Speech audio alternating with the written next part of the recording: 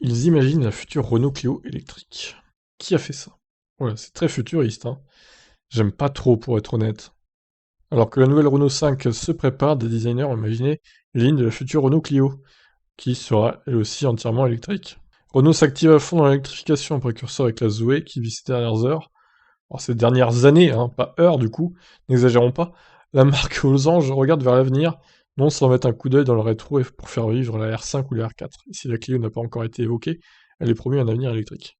En attendant les annonces officielles de la marque, une équipe d'étudiants en design a imaginé les lignes d'une prochaine Renault Clio électrique.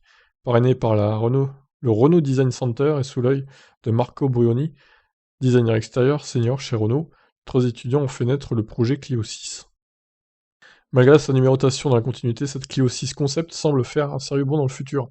Habillée d'un noir mat furtif, elle se distingue par ses très grandes surfaces vitrées et ses différentes trouvailles aérodynamiques. Notamment à l'arrière, avec sa poupe taillée comme celle d'une Lycan Hypersport. Ah oui, je vois ce que c'est comme voiture, elle était dans Fast and Furious 7 pour ceux qui veulent voir à quoi elle ressemble.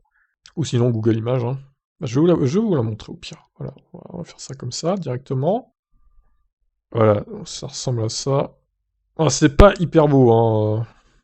Ouais, l'arrière, effectivement, c'est la voiture dans le film, hein, qui a traversé les buildings, pour ceux qui ont vu le film.